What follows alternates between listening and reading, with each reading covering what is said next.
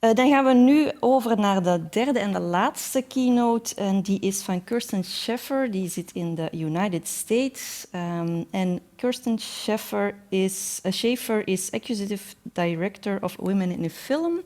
En zij is ook programmator voor een aantal filmfestival met een focus op gender en gender identity, waaronder Outfest onder andere. Hi Kirsten, can you hear me? I can. Hello. Hello, how are you? I'm great. How are you? Thank you so much for having me. No, thank you so much for making time for us. I'm very excited to hear what you have to tell to us. So I'm gonna give you the floor or the screen, and just go ahead and take it away. Thank you. Thank you. Good evening, everyone, or good afternoon, I think it is there. Yeah, it's afternoon. Yes.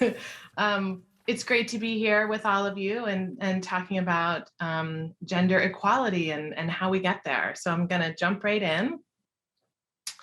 I wanted to start just by giving a little overview of some statistics. In the United States, the population is 51% women.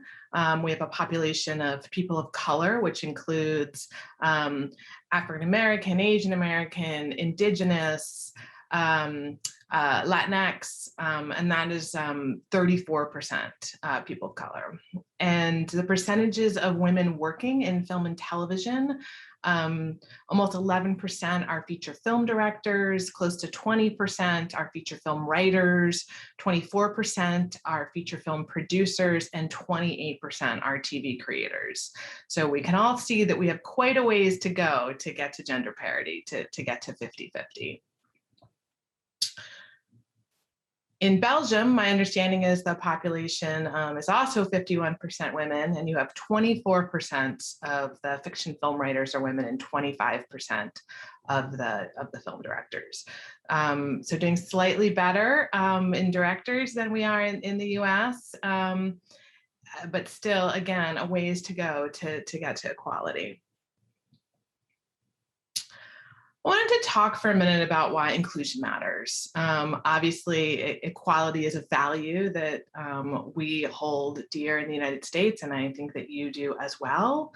But in addition to equality, inclusion is it's important for culture. The more voices we have, the different kinds of storytellers who are involved in creating the media that we all watch and partake in, really determines the kinds of stories that are made. And we see that when more women of color, when more people of color are telling stories, that the stories are different. They're more diverse.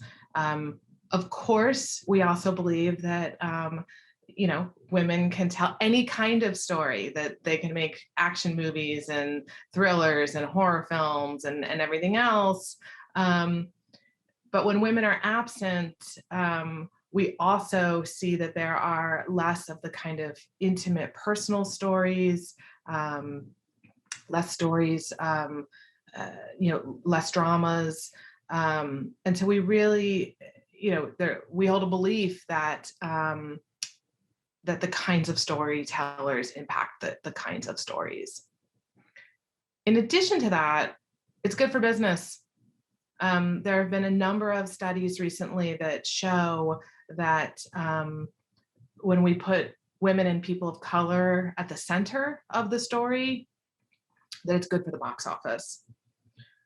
I'm going to talk for a second about a research study that we commissioned from USC Annenberg Inclusion Initiative a couple of years ago, where we really set out to understand and in many ways debunk the myth that films with women in the lead don't do well in domestic box office or international box office. So we started by examining simple median differences. And when we looked at these, we found that when female-driven films were given smaller production budgets, reduced print and advertising costs, and they were released in fewer theaters domestically than male-driven films. So not surprisingly, those films also earned less money, both domestically and internationally. And really the results revealed that films with women at the center are not supported in the same way as films with male leads and co-leads are. So we went a little deeper into it, and we used, or the researchers used, what's called bivariate correlations.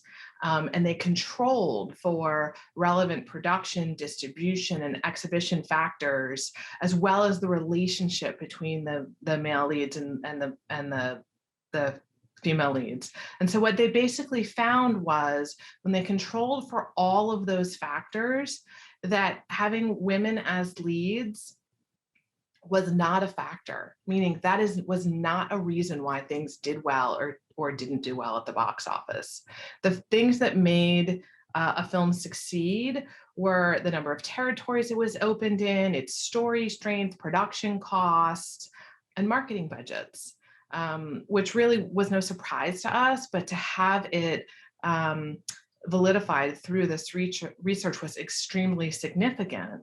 And it, you know, the analysis just shows that it's not gender, but money. It's the amount of money that is spent on making and marketing films that impacts the revenue.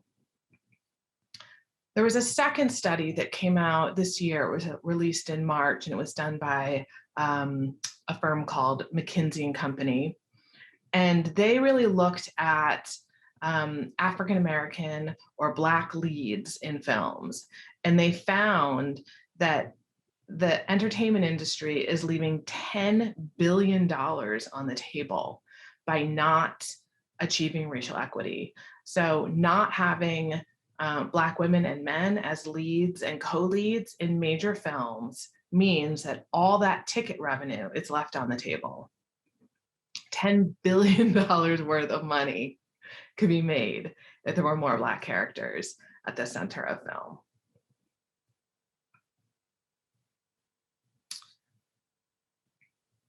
We set out about 5 years ago, Women in Film, in collaboration with the Sundance Institute, to launch a program called Reframe. And as we were developing Reframe, we put together this theory of change. And this theory of change, the belief is that when all three sides of the triangle are working at once, that we'll have an inclusive and an innovative culture. So we developed a program that works to build a business case, expand a talent pipeline, and lead change. And through this set of programs, we'll get to inclusivity. And so building the business case means making arguments, such as I just did a few minutes ago, using research to show that women at the center and women behind the camera make money. That's good for business. The second part is expanding the pipeline. So developing, one of the things we learned from earlier research is that there is a perception there aren't enough women. There aren't enough women cinematographers. There aren't enough women production designers. There aren't enough women writers. There aren't enough women directors. When in fact, we know that 50% of people in film school are women. And that there are plenty of women working in the industry, but they aren't always getting the opportunities. So we have developed a program as part of Reframe, and then Women in Film and Sundance also have programs that are really about developing that pipeline of talent. And then the other side of the triangle, leading the change. Some of this is about understanding bias and how it works, both conscious and unconscious bias. It's also about putting best practices into place to mitigate that bias. And in many cases, it's also about setting targets. It's about making decisions to say, we really want to get to gender parity. We want to have an industry that reflects the racial and ethnic populations of our communities. And so we're going to set some targets. We're going to set, 20%, 25%, 30%, until we get to 50% for gender equality. One of the other things that we really believe at Women in Film, and also is part of Reframe, is that it really is about systemic change. It is about every single part of the system working to change. And so when we look at financing, when we look at hiring creative leads, we look at casting, hiring crew, production and post-production, festivals, distribution and marketing, script development. Oh, maybe I should have started there. Script development. That's usually the first part. At every single part of the system requires a conscious effort to make change. And so as part of Reframe, we have put together a roadmap that puts forth different ideas around how to make change at each of these places. And I'm going to just do a quick couple of quick ideas for each one. Then I'm really going to focus on the festivals, distribution, and marketing. So an idea around script development is one idea that's been put forth is to remove the cover page from a script when people are reading it, so you can't tell the gender or race or ethnicity of the writer. When we're looking at financing, the most important thing is that it's equitable, that films that are made by women or directed by women get the same amount of financing as films that are made by men. When we're hiring creative leads, such as writers, directors, producers, that we're hiring equitably, that we are making an effort to ensure that we have 50% writers, directors, producers, because those are the people who are going to make the rest of the decisions about the production.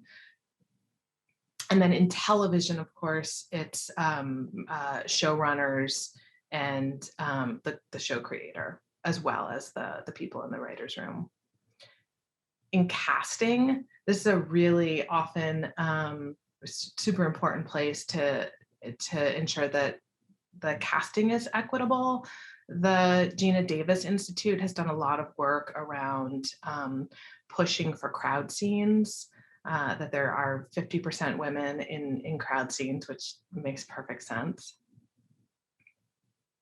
Hiring crew, ideally every position on the crew would have a chance for equality. So we're looking at 50% women, from grips all the way to cinematography. There are a number of databases that have become available. We work with one called Cruvy, which is an international database. Wherever you are shooting, you can look in this database for women, for people of color, for people who have been vets, who have previously fought in wars and are been in the military and are now working in production. There are a number of these databases. That's just the one that we work with the most. Of course, in production, which we've been talking about around hiring crew, but then again in post-production to think about who is doing the post. We have learned in our region, there are very few women-owned post-production companies. It's a thing that we are focusing on at Women in Film over the next few years, is helping women to build those kind of businesses, helping them to build their post-production companies, that there are more women doing that. And then these two areas I've highlighted because I think that they are really important and often overlooked, the role that both festivals play and distribution and marketing. When we started doing the work at Reframe a few years ago, one of the things that we found pretty quickly is that every part of the system kind of was blaming another part of the system. Like, oh, it's not our fault that there aren't enough women. It happened before us. The pipeline wasn't deep enough. There weren't enough good scripts. there isn't enough crew, and then the festival saying, well, we didn't have enough films submitted made by women, or when it got to distribution and marketing, there weren't enough films coming out of the festivals for us to buy. And we started to realize that really the only way to combat this is to look at the entire system and ensure that every part of the system is working to solve the problem.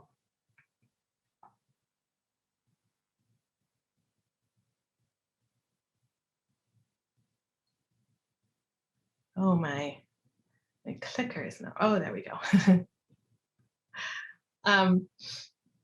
So when we talk about festivals distribution and marketing, I want to come back to this idea of the business case. So we know from previous research that investing in films and television shows that have female writers and directors is good for business, it's good for box office. Through that same research, we learned that investing in marketing budgets for those films is what is going to lead to their success, that if they have lower marketing budgets, they have no hope of doing as well at the box office. We also, at Reframe have developed our own pipeline program. It's called Reframe Rise, and it is a sponsorship program. So we have selected 8 mid-career directors and really supported them with a team of sponsors. So sponsors are like mentors, but even more engaged. And so the sponsors work with the directors to help them figure out what it is they need next in their careers. So these are women who have made films that have played at festivals, who have won awards, but are looking to go to the next level, to have a show that they have created or that they've directed the pilot for that is on television, and to move into bigger budgets from those sort of $5 to $10 million budgets to the 50 to $100 million budgets. And so through this program, we have been able to connect our directors to different people within the business to help them get in the room, get the interview, and continue to move forward in their careers. Also at WIF, we have partnered with a company called The Blacklist, and we have been running writing labs, both episodic, which is television, and film. And through these programs, have been able to get women managers, agents. Close to 50% of the women who came through the first couple of years of our program are staffed in writing rooms. So they are working on television shows, largely because of their talent, but also because of the connections they were able to make and the visibility that they got from being in the labs. Sundance Institute runs a dozen different labs throughout the year. They run labs for, they also run episodic and feature labs. The feature labs have been going on at the Institute, I think, since the beginning of the Institute, since the 80s. They also have composers labs, producers labs, labs for VR and AR. And so they really are, I think have some of the highest profile and most bespoke labs probably anywhere in the world. And through that are really developing the next generation of talent. People who not only make movies that end up in their festivals, but also are often making the next Hollywood films. Another a more international example is the Berlin Talent Campus, which I think has been running for about 10 years. They select dozens of participants who spend time it takes place during the Berlin Festival, workshopping projects, connecting with different parts of the industry, and helping to develop those skills and networks for the people who participate. I mention all these programs because they're a key to achieving gender parity. So, obviously our programs are all women. The Sundance Labs, I think, are over 50% women. I don't actually have the statistics on the Berlin Talent Campus, but I know many, many women who have gone through those programs, and they've been incredibly beneficial. So when festivals and the organizations that run festivals make investment in developing the pipeline and developing talent, it affects who moves forward in the industry and who is able to have a successful, sustainable career. Another thing I think is really important is the role that festivals play in that whole cycle that I showed on the previous slide. So the first part of festivals contributing to inclusivity is building awareness. What percentage of female directors participate in the festivals, what percentage of people of color, of women of color, and once there's a commitment and an understanding of the existing numbers, then it's about setting targets where, does the festival have 20% female directors and is the goal to get to 40? Is it to get to 50? Perhaps it's to get to 60 even, but knowing where you want to go is half the battle. The next part of it is being creative. When I was the director of programming for Outfest, the LGBTQ plus media arts organization and film festival in Los Angeles, there were times years when there just weren't many high profile films directed by women. And so we had to be creative about how to bring female audiences, how to bring audiences, period, all audiences, men and women, to films made by and about women. And so there was, typically we would have, 1,000-seat theater on a Saturday night, and we would usually show, a big women's film. And there was one year we just didn't have that kind of film. And so we put together a shorts program. It was a way to showcase emerging talent. They were excellent shorts. The audience loved it. It was a great solution. There was another year, again, when we didn't have so many strong narrative films. And so we showed some documentaries made by women and put them in bigger theaters. This was often a tactic that worked well for us. Is sometimes there were excellent films, but we didn't have movie stars in them. And I put them in a big theater, made it a centerpiece film, focused media attention on it, and our audiences were able to really discover new talent and fall in love with a film and a filmmaker that they would not otherwise have if it had been kind of in a smaller theater and off to the side. So just raising the profile of the films. Another thing that I would hear as a programmer, and I still hear, is that there aren't good enough films made by women, or the films made by women aren't as strong as the other films. And I would just question that. Who thinks that? Who's making that decision? Who's on the programming team?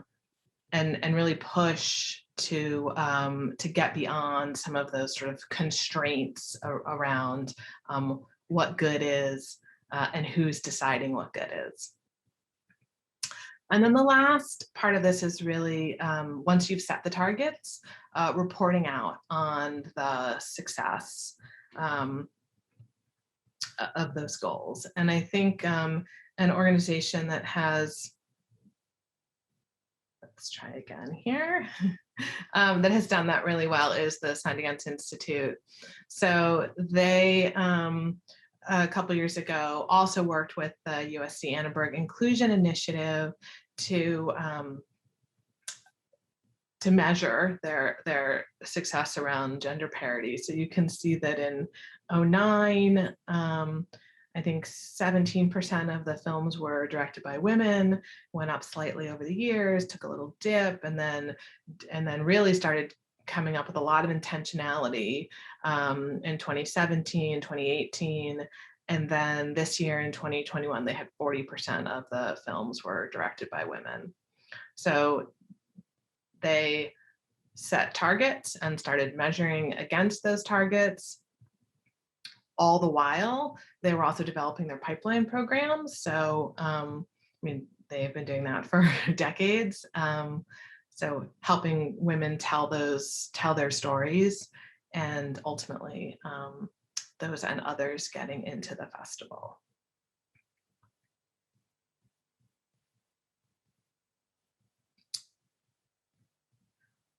Great. I so wish that I was in the room with all of you so I could answer questions directly. But I am here and available to answer any questions that you have from the presentation. Okay, I will channel them for you from the audience. Thank you. One question I have is big organizations or institutions don't change overnight. How do you deal with persons or institutions that want to hold on to the status quo? What's your approach with them? I think I would first ask, is the status quo working? And who is it working for? So if it is working for everyone in the community, if it's working for the women, for the men, for the younger people, for the older people, for all the different parts of the population, then maybe it doesn't need to change. But if it is not working for everyone in the population, then I think those who are holding on to the status quo have to think about why. And what we find in the United States is that it is often sort of generational, like it is people who've been in the business or in the job or in the arts institution for a long time who is holding on to the status quo. And eventually the next generation coming up is going to change it. So they can be a part of that change or they can just resist the change. But generally being a part of the change is more successful for everyone. Another question I got is, how do you avoid that women are being used as a token, or female directors, or this problem when you see we use these women as a token instead of implementing it via structural change? I think one thing that avoids tokenism is to have women also in the decision-making roles, so that women are making the decisions and also supporting other women, as opposed to someone just doing it for, the visibility or for the press, and that it really gets baked into the culture, so that it is not just a thing that happens once or twice, but is part of how the culture is built. Okay, last question. Do you think this evolution or change would have happened without the Me Too movement? I think it would have happened. I think the Me Too movement definitely sped it up, because it was millions and millions of women saying, like, we've had enough, and this can't go on. And in Hollywood, a few dozen really brave actresses who came forward and started talking about the things that had happened to them with Harvey Weinstein and others, which just peeled back the layers of what women had been experiencing in this industry. And a lot has changed and continues to change. I mean, we both at WIF and in many other areas of the business are focusing a lot of attention on culture. What kind of culture are we creating? Is it a place that is welcoming to women and non-binary people and other people who have been sort of historically pushed out? So working to change that culture, not only so that people are coming in, but once they're in, it's a place they want to be. Mm-hmm. Okay, thank you so much. I'm afraid, I have another question or, oh no, okay, sorry. Our time is up. I want to thank you so much for making time for us. I heard that you are experiencing a heat wave in the US at this time. Is it true? Is it hot? It is. I'm on the East Coast in New Hampshire, which is usually, beautiful, but it's like 98 degrees and humid, so it just feels like you're in a hot box.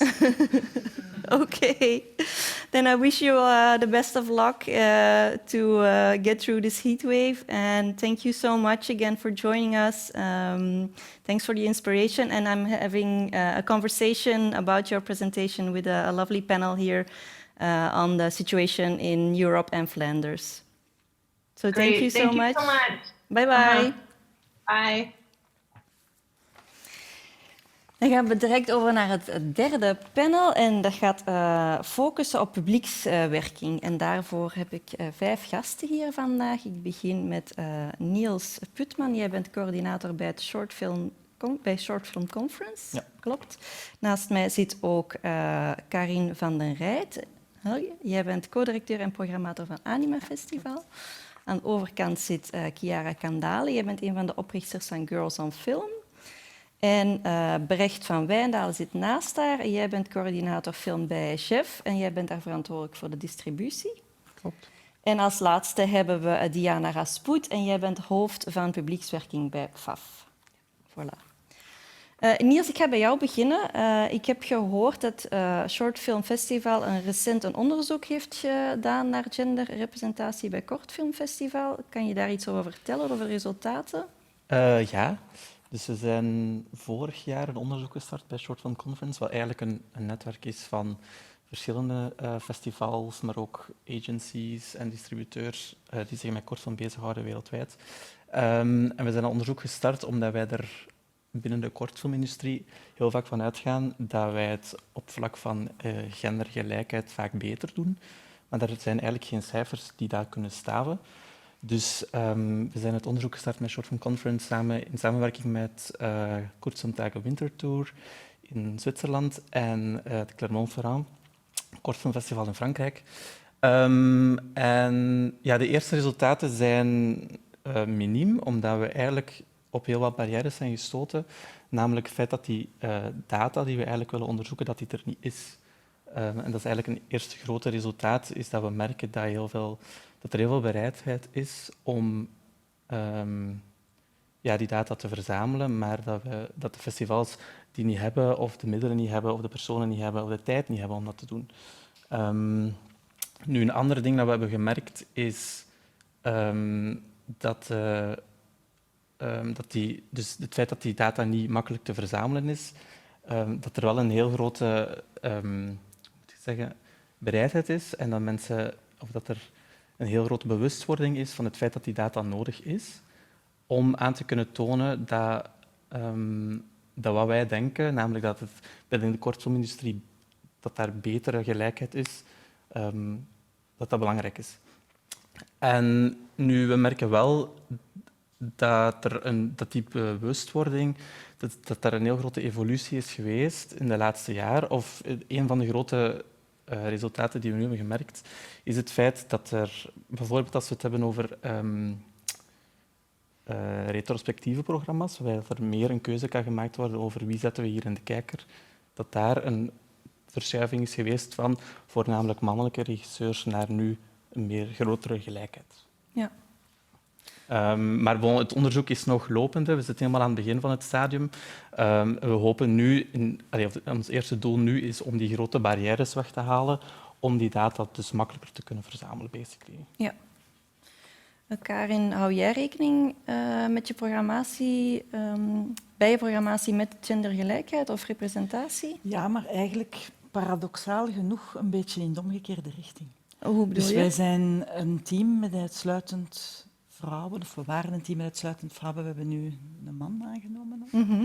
Maar dus dat was al een beetje een ambetant punt, dat we eigenlijk dachten, we zijn eigenlijk, we moeten toch eens een man hebben nu. Hè. Dus we zitten een beetje daar. En in de programmatie krijgen wij dus commentaar dat soms de programmatie te eenzijdig is. En dat is, denk ik, je kunt dat niet tegenhouden. Je programmeert als programmator wat dat u aanspreekt, wat dat u ontroert. En dus wij letten daar eigenlijk wel op, maar meer naar de omgekeerde kant. Dus dat we hebben ons programmatieteam is basically de ploeg waar wij het festival mee runnen. Maar wij hebben ook een preselectieteam. En daar hebben wij echt zitten zoeken om daar een soort gendergelijkheid in te hebben, om eigenlijk heel het spectrum dat we tenminste het volledige spectrum hebben. En dus, dat heeft een invloed, zeker weten. De samenstelling van het selectiecomité heeft een invloed. Ja, dat heeft een invloed. En dus wij proberen ook dus dat eigenlijk heel divers te houden op diverse manieren. Dus ook niet alleen man-vrouw, maar ook in leeftijden. Ja. Omdat we zijn eigenlijk een heel groot publieksfestival. En je probeert echt die voeling met je publiek te houden en van niet alleen te programmeren wat je zelf fijn vindt. En dat is duidelijk. Ik ben aan de oude kant. Dus je hebt een heel referentiekader dat evolueert en je moet je vernieuwen. Dus dat is bij ons ook een heel groot aandachtspunt daar om in de ploeg ook jonge mensen erbij te betrekken en bij de keuzes van de films. Ja. En denken jullie dat jullie het enigste festival zijn dat daarmee bezig is met de samenstelling van de selectiecomité's, of leeft dat wel in de sector? Ik durf dat niet goed zeggen, ik weet dat niet, dat weet ik niet. En wat dat bijvoorbeeld ook wat dat heel merkwaardig is dat wij een evolutie zien in bijvoorbeeld bepaalde thema's die verschoven zijn. Dus vroeger in animatiefilm hadden we toch zo'n beetje wat wij de jongetjesfilms noemen, hè, waar het niet altijd even fijngevoelig eraan toe gaat, zal ik het zo zeggen. En dus je ziet dat eigenlijk niet meer... dat daar een soort... Ik durf dan niet zeggen dat dat echt zo is, maar ik heb me al afgevraagd of daar niet een soort autocensuur is. Zo bijvoorbeeld films over seks, als wij die krijgen in animatiefilm, in de kortfilms, dus ik spreek niet over de langspeelfilms, die zijn eigenlijk bijna uitsluitend door vrouwen gemaakt. En dan vraag ik mij af, is dat omdat er een schroom is om op je donder te krijgen als je met dat onderwerp naar buiten is er een soort autocensuur. En dat vind ik wel spijtig of tenminste interessant om te weten of dat zo is. Vanuit de mannelijke makers bedoel je dan? Ja. En, Chiara, sorry. Bij de generatie jonge mannen of er autocensuur is? Of? Wel, ik voel mij niet de meest geschikte persoon om daarop te antwoorden, omdat Girls on Film is een initiatief dat er echt resoluut voor kiest om de schijnwerper te plaatsen op vakvrouwschap in cinema.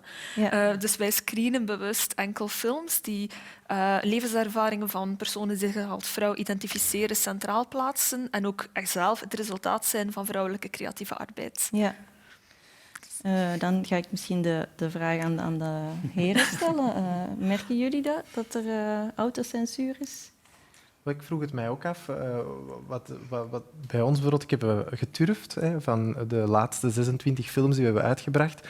En ook van het festival is er ook een soort van telling een keer gedaan voor Wanda, die een studiedag bij ons organiseerde. En eigenlijk wat wij ook merken is een beetje gelijklopend dat eigenlijk de representatie bij ons heel goed is en soms ook doorwegend naar de vrouwelijke representatie. Dus dan zou ik kunnen zeggen van zie eens, kijk naar ons, hoe goed dat we het doen. Maar ik vraag mij af of dat wel de boodschap is, waarbij dat je eigenlijk ook merkt, bijvoorbeeld universiteiten, die ook meer en meer vrouwen aantrekken binnen hun staf, omdat misschien de loonkloof tussen privé en universiteiten groter wordt, dat er ineens meer vrouwen gaan werken in universiteiten, omdat daar minder te verdienen is dan in het privé. Zouden zo'n dingen kunnen meespelen? Vraag ik mij af of dat daar inderdaad meer gegevens over zijn. Of gaat het over misschien werken voor jeugd of de thema's die in jeugdfilm aan bod komen, dat die meer aanleunen bij wat vrouwen willen vertellen. Maar dat is ook iets dat ik niet durf zeggen of waar ik geen gegevens of onderzoek over heb. Nee. Dus klopt. Nee. Oké. Ik wilde eventjes bij jou nog terugkomen, Chiara. Intersectionaliteit, speelt dat een rol in jullie programmatie? Ja, absoluut. Wanneer wij zeggen dat wij geïnteresseerd zijn in levenservaring van vrouwen op het witte doek, dan bedoelen wij niet enkel witte vrouwen. Wij zijn ons ervan bewust dat de meerderheid van de films die de overgrote meerderheid van het publiek consumeert, dat die geproduceerd zijn door witte mannen, die dus ook een perceptie op witte vrouwelijkheid natuurlijk gaan produceren.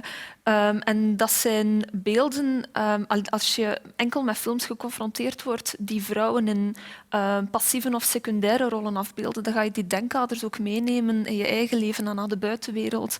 En dat geldt eigenlijk des te meer voor vrouwen van kleur of queer vrouwen of non-able-bodied vrouwen. Dus dat is iets waar we ons heel bewust van zijn. Wij hebben ook een heel participatieve programmatie. Wij laten onze films altijd inleiden door een gastspreker die uit het feministische, academische of artistieke milieu komt en die de film ook zelf mag aandragen. Dus dat levert ons ook een heel diverse programmatie op, omdat wij ook wel op zoek gaan naar gastsprekers die ons een diversiteit van ook eigen filmervaringen kunnen aanreiken en daarover kunnen vertellen. En ook bij het publiek polsen wij heel regelmatig naar in welk soort film zij geïnteresseerd zijn. Ja. Dan ga ik even over naar Diana. Kan jij toelichten wat jullie bij FAF rond publiekswerking doen en dan specifiek rond dit thema? Misschien eerst even, lijkt mij nuttig, duiden wat publiekswerking doet. Het is de afdeling binnen het FAF die zich inzet voor een dynamisch en heel divers ecosysteem rond filmcultuur en de kwaliteitsfilm in Vlaanderen. Dat wil zeggen dat wij zowel projectmatig als structureel een waaier van initiatieven ondersteunen, zowel festivals, waaronder het Anima Festival, maar evengoed ook Pink Screens of het Afrika Film Festival, als vertoners, arthouses, culturele vertoners en culturele centra, als filmeducatieve en filmreflectieve initiatieven. Ik moet zeggen dat de organisaties die wij ondersteunen, dat er daar toch die 4 P's, dat die toch al hoog op de agenda staan. Dus zowel een diversiteit op het vlak van publiek als programmatie, als partners en personeel, dat was het, de 4e. Zij rapporteren daar ook over. Op dit moment is het ook zo dat de organisaties die door ons worden ondersteund, dat die, en dat is verplicht geworden, dat die de basisprincipes van goed bestuur moeten volgen. En daarbij zijn genderevenwicht en de diversiteit binnen de raad van bestuur, dat wordt afgetoetst en dat is nu ook verplicht. Het is ook zo dat onze commissies natuurlijk meerstemmig zijn en dat ook onze panels en de sprekers, de samenstelling van de sprekers voor onze professionele momenten, dat we daar ook uiteraard genderevenwicht en diversiteit nastreven. Maar een klein onderzoekje in het kader van het actieplan, daaruit merkten we toch dat 75% van de algemene directies en de artistieke directies van de organisaties die we ondersteunen, dat toch weer mannen zijn. Dus ik denk dat er nog best wat kan gebeuren. En vandaar dat we toch wat meer willen inzetten op monitoring, maar ook op sensibilisering en op stimuleren. De sensibilisering, dat kunnen we dan doen via onze nieuwe website en de kanaal, maar ook binnen onze 2-jaarlijkse inspiratiemomenten en binnen onze werkgroepen die we hosten, stimuleren. Dan willen we aangrijpen door... we gaan al een eerste stimulans uitwerken in het kader van onze springpaanpremie. Dat is een premie die het aanbod van de vertoners moet vergroten. Dus zij krijgen de mogelijkheid om ondersteund te worden om meer vertoningen te realiseren. We gaan daar een extra stimulans aan toevoegen, waarbij ze ook zich kunnen richten tot nieuwe doelgroepen. Naar de toekomst toe komen er nog andere stimulansen. Ik denk ook dat we echt willen inzetten op meer inspiraties op het vlak van tools, scans, begeleiding, zodanig dat thema dat er al is, dat is zeker. Er is zeker een groot bewustzijn, maar dat ook nog kan versneld worden. Ja. Ik heb een vraagje waar jullie allemaal op mogen antwoorden. Kirsten sprak over Reframe, een soort traject dat zij doen om vrouwen in films meer te laten doorgroeien of op key positions te laten komen. En één daarvan was een label voor festivals. Een label dat aangeeft, dit festival houdt rekening met diversiteit en inclusie. Nu, een soort label bestaat al, denk ik, in Vlaanderen voor eco-vriendelijke of voor groene festivals. Denken jullie dat dat ook een goed idee zou zijn voor gender equality, of wordt het dan een soort van sticker en window dressing? Moeilijke vraag, hè? Ja. Wat ik er juist zei, van, wij doen het eigenlijk goed, maar verdienen wij dan zo'n sticker? Want eigenlijk, ik vraag me af, jeugdfilms worden vaak ook ondergefinancierd. Dus, ook internationaal zie je dat een sector is waar vrouwen eigenlijk naartoe trekken. We zien ook bij onze cijfers, waarom zijn wij in evenwicht? Vooral ook door de korte documentaires die in ons programma zitten. Daar zitten meer vrouwen in, bij kortfilm, meer vrouwen op de documentaires. Ook daar zijn de budgetten lager. Dus ja, ik zou zo'n sticker toch misschien... Ja, dat is een beetje dubbel dan inderdaad. Dubbel, ik snap wat je bedoelt. Ja. Wat denk jij? Ik ben van de oude stempel. Hè. Ik ben van, hoe moet ik zeggen? Vanuit mijn buikgevoel, ik hou daar niet van. Van stickers en stempels. Ik hou daar echt niet van. En eigenlijk zijn wij heel voorbeeldig. Als ik kijk naar wat wij tonen, onze ploeg is heel voorbeeldig, niet alleen op het man-vrouw, ook qua biculturele achtergronden. In Brussel moet ook al van kwaaie wil zijn om niet divers te zijn. Dat kan bijna niet als je een beetje normaal functioneert. Zeker. Dus wij hebben ook... een heel stuk zit ook aan Franstalige kant en daar is de diversiteit nog veel groter. En dus automatisch komen die mensen in je ploeg. En die groeien ook door. Dus niet dat die enkel als stagiair aangenomen worden. Dus die groeien door op bepaalde functies. Maar nu ben ik met een draad... Dus ik vind dat moeilijk. Ik hou heel veel van een soort organische... evolutie. En in ons geval is dat wel zo. Maar eigenlijk naar aanleiding van dit panel ben ik eigenlijk met heel veel mensen beginnen praten en blijkt dat niet zo evident. Dus ik zou... Laat ons zeggen dat ik eergisteren zou gezegd hebben nee, nooit. En dat ik nu een beetje genuanceerder ben. Dus ik wil er mij niet echt over uitspreken. Omdat jullie een beetje de uitzondering op de regel zijn. Ja. Oké. Niels? Sorry, doe maar. Ik ging zeggen, bij Girls on Film hebben wij denk ik niet echt nood aan zo'n sticker, want onze boodschap spreekt voor zich. Jullie boodschap is de sticker eigenlijk. Voor ons is dat een basisaxioma. Wij zijn daar altijd van overtuigd geweest. Dat is altijd onze missie geweest. En merkwaardig genoeg merken wij een enorme genderpariteit in ons publiek op. Omdat we die boodschap niet meer expliciet moeten uitdragen. Het is al gewoon geïntegreerd in waar dat wij voor staan. En wij richten ons op de eerste plaats op filmliefhebbers, op cinemaliefhebbers en dus ook op mensen die eer willen zien voor de bijdrage die vrouwen aan de 120-jarige geschiedenis van cinema hebben geleverd. Dus jullie hebben niet enkel vrouwen die naar jullie festivals of films komen kijken? Absoluut niet. Oké. Niels, heb jij er nog meningen over? Ja, ik vind het fijn om te horen dat het bij Karin zo organisch allemaal en zo vlot gaat. Maar ik denk dat we allemaal wel beseffen dat het niet overal zo makkelijk gaat. Dus die stickers is misschien nu ook zo'n heel kinderlijke manier om daarmee om te gaan. Maar ik denk wel dat het nodig is dat er een push komt, zodanig dat er een bewuste push komt, zodanig dat organische van dat evenwicht, dat er makkelijker komt. En ik denk dat we nu even moeten investeren in die push, om dan hopelijk binnen een x-aantal jaar daarvan de vruchten af te werpen, waarbij dat misschien voor iedereen organischer verloopt. Ja. Dus ja, die sticker, daar ga ik mij ook niet over uitspreken, maar ik denk wel dat het belangrijk is dat dat er geïnvesteerd wordt in waarom we hier eigenlijk allemaal zijn vandaag. En ik moet er ook eerlijkheid zelf aan toevoegen. Ik spreek voor mezelf. Ik denk eigenlijk ongeveer iedereen die van onze ploeg, die een stuk jonger zijn dan ik, die zullen onmiddellijk die sticker heel fier overal opplakken. En, Oké. Achter Green Track zit ook Ja. meer dan alleen het label. Hè? Ja. Dus ik denk ook wel dat dat heel boeiend is, dat je wel zorgt als sector, maar ook samenwerken met partners buiten de sector, om wel die verandering in de structuren mogelijk te maken. Hè? Want het is een heel complexe gegeven. Het gaat inderdaad over intersectionaliteit, hè, met een combinatie van heel veel zaken. Ja, dat lost in de samenleving ook niet als organisatie op, zelfs niet als sector. Dat is iets dat je met meerdere sectoren samen moet aan werken. Dus ik denk wel, moesten we daar kunnen op focussen als sector, daar een speerpunt van maken, een beleidspunt dat ondersteund wordt, ja, denk ik wel dat dat dingen in beweging kan zetten. En als het dan stickers zijn die je echt kunt plakken, denk ons publiek dat ook wel echt top vindt. Dus,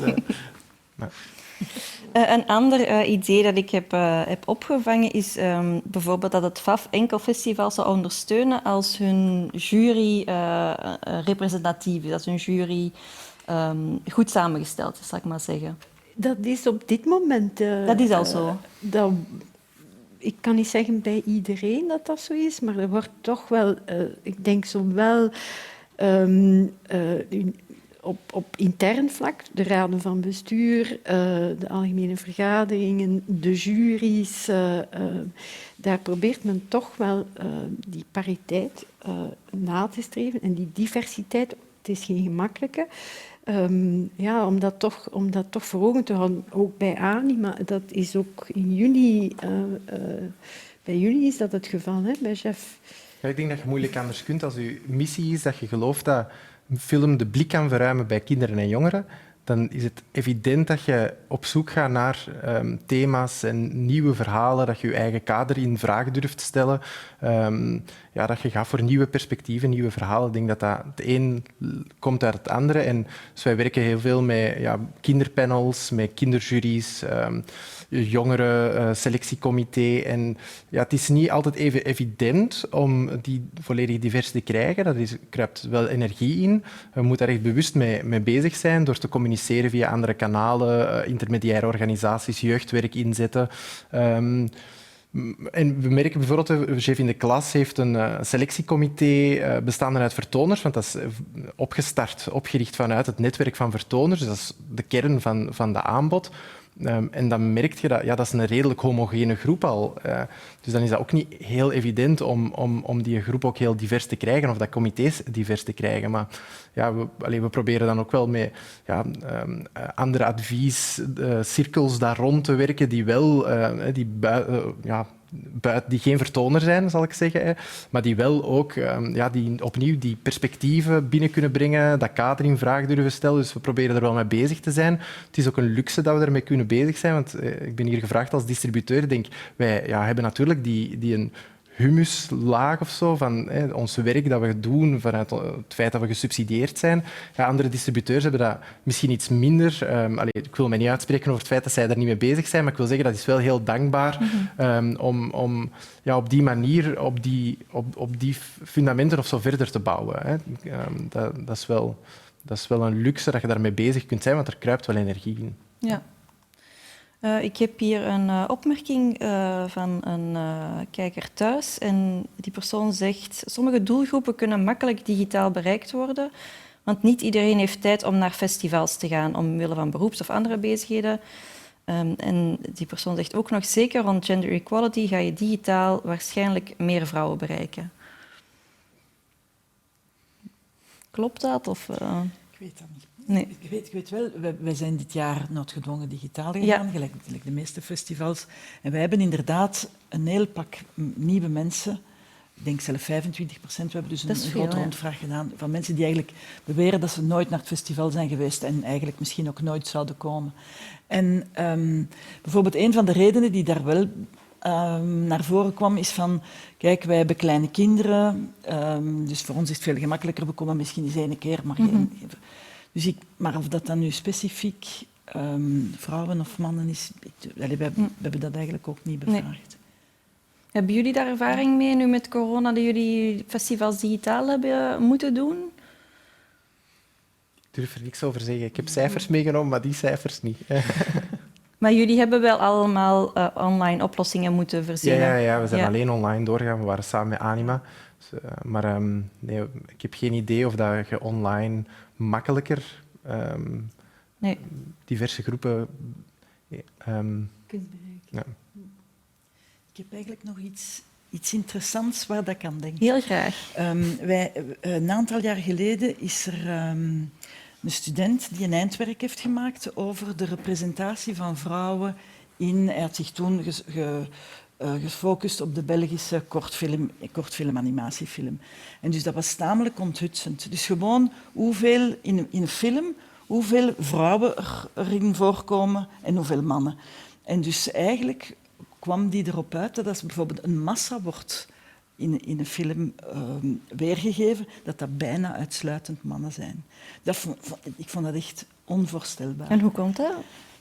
Ik denk, ja, dat is... als we dan ergens werk aan hebben, denk ik dat het onder meer ook op die dingen zijn. Dus dat eigenlijk de mens blijkbaar nog altijd de man is. Dat vond ik wel heel straf. Ja, in Hollywood is er nu het idee van een inclusion rider, denk ik. Waarbij dat je als acteur kan zeggen, ik teken alleen voor deze film als alle figuranten representatief zijn. Een man, vrouw, non-binair, gekleurd, niet gekleurd. Benetton. Ja, dus dat zijn dingen die we misschien kunnen overnemen in de Vlaamse filmwereld. Ik vind dat moeilijk om dat echt te sturen, maar ik vond dat wel... misschien denkt je daar zelfs niet aan, als je een massa representeert, dat een beetje divers mag zijn. Dus dat is wel interessant om misschien gewoon uw aandacht daarop te vestigen. Ja, we hebben in het vorige panel ook met producers en regisseurs en iemand van Streams daar wel over gepraat. En ik merk dat er meer bewustzijn daarover is nu dan 5 of zo jaar geleden. Ja. Wij moeten bijna afronden, tenzij dat er iemand nog een vraag of een opmerking heeft. Nee? Dan wil ik jullie heel hard bedanken voor jullie komst. Graag gedaan. Bedankt voor jullie input. En een goede rit terug. Ik hoop niet dat jullie in de file staan, want het is wel het uur. Voilà, dankjewel. En misschien tot de volgende keer.